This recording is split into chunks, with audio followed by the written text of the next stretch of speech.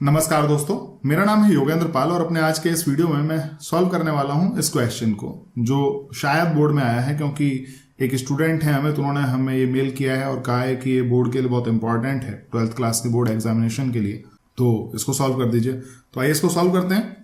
सबसे पहले तो प्रोग्राम स्टार्ट होते ही दो फंक्शंस को डिफाइन किया गया है, स्वैप फंक्शन और एक्सचेंज फंक्शन, जिसके अंदर दो इंटीजर टाइप के पॉइंटर हो रहे हैं और यहां पर भी दो इंटीजर टाइप के पॉइंटर्स पास किए जा रहे हैं।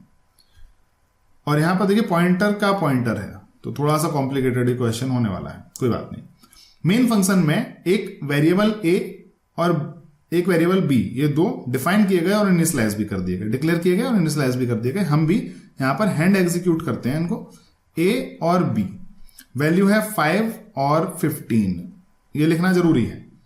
सी आउट बिफोर स्वैप, तो बाकी तो जो आउटपुट होगा वो होगा, बिफोर स्वैप तो पक्का होगा, तो लिख लेते हैं आउटपुट बिफोर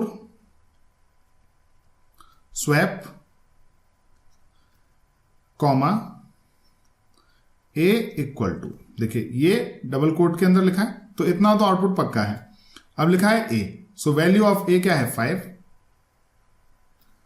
एंड बी, तो and B equal to value of B कितनी है 15, ये लीजिए।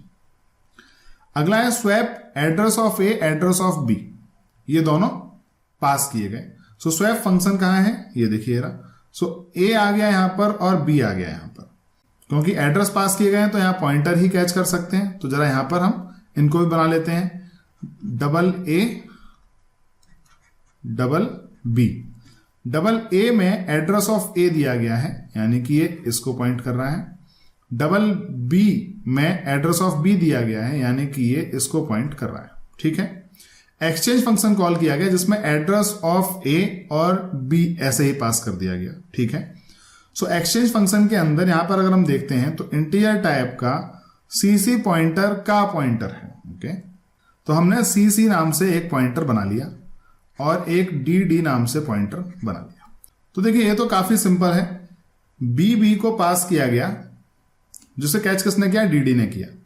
डी पॉइंटर है, और अगर हम बीबी लिख देते हैं सिर्फ, तो बीबी का मतलब हो गया वैल्यू एट दिस एड्रेस, यानी कि बीबी की जो वैल्यू, बीबी की वैल्यू क्या है, एड्रेस ऑफ बी। तो बेसिकली डी किसको पॉइंट करने लगा, एड्रेस ऑफ बी को, यानी कि डायरेक्टली बी को पॉइंट करने लगा, ना कि बीबी को पॉइंट करेगा। लेकिन यहां पर एड्रेस ऑफ डबल ए, अब एड्रेस ऑफ डबल ए जो है वो ये इसको पॉइंट करने वाला एड्रेस को किसने कैच किया, सीसी ने कैच किया। तो सीसी की वैल्यू ये हुई, तो कुछ इस तरह से कनेक्शंस बन गए। अब इंटीजर टी लिया, एक इन्होंने नया वेरिएबल ले लिया टी, जिसको नाम दे दिया, हम भी दे देते हैं, एक टी वेरिएबल ले लिया। T equal to value at CC की वैल्यू, कुछ इस तरह से हम इसको रीड करेंगे, देख लेते हैं। T is equal to value of CC, सबसे पहले तो हम इसको कैलकुलेट करते हैं और उसके बाद हम इसको इस तरह मान के चलते हैं। सो क्या हम इस चीज को ऐसे लिख सकते हैं, बिल्कुल लिख सकते हैं। तो value eight address CC, CC किसको पॉइंट कर रहा है, डबल ए के एड्रेस को।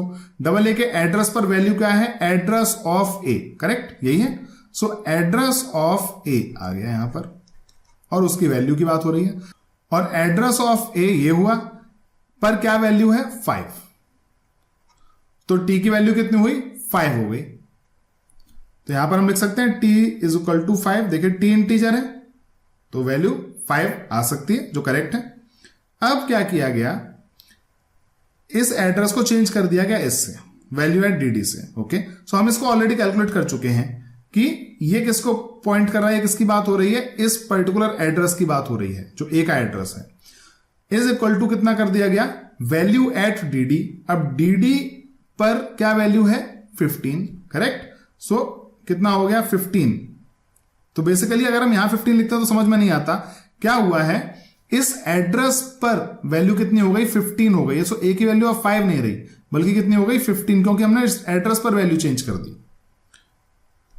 अब सबसे आखिर में क्या किया गया, value at D is equal to T.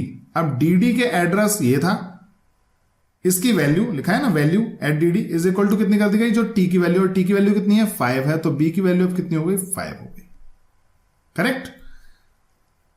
तो अब एक्सचेंज यहां रिटर्न हुआ और यहां से वापस कहां गए, जहां से स्वैप फंक्शन कॉल किया गया था, यहां पर पहुंच गए। अब इसके बाद यहां पर आया सी आउट बैकस्लैश n यानी कि न्यू लाइन, तो 2 न्यू लाइन हुई, एक यहां पर थी और एक यहां पर थी। आपको ये एग्जाम में नहीं लिखने हैं, इतना याद रखिएगा, सिर्फ आप 2 स्पेस छोड़ दीजिएगा। After swap comma A equal to comma A is equal to value of A. अब वैल्यू ऑफ ए कितनी है, अब 15 है ना कि 5 है, याद रखिएगा इस चीज को। And b is equal to value of b, तो वैल्यू ऑफ b कितनी है, 5 है। तो देखिए ये आप तभी इस पूरे क्वेश्चन को समझ पाएंगे जब आपने मेरे पॉइंटर्स के ट्यूटोरियल्स देखे, आप पॉइंटर्स की जानकारी है, अदरवाइज आप समझ नहीं पाएंगे कि यहां क्या हुआ। हालांकि मैंने एक्सप्लेन तो किया है, लेकिन इसको समझने के लिए भी ये जरूरी है कि आप ये समझें कि पॉइंटर्स कैसे काम करते हैं। तो मुझे उम्मीद है आप एग्जाम में इस तरह का अगर ट्रिकी क्वेश्चन आता है तो उसको फेस कर पाएंगे। तो अगले वीडियो में हम क्या करने वाले हैं, अगले वीडियो में हम सॉल्व करने वाले हैं इस क्वेश्चन को। तो मिलते हैं अगले वीडियो में, नमस्कार।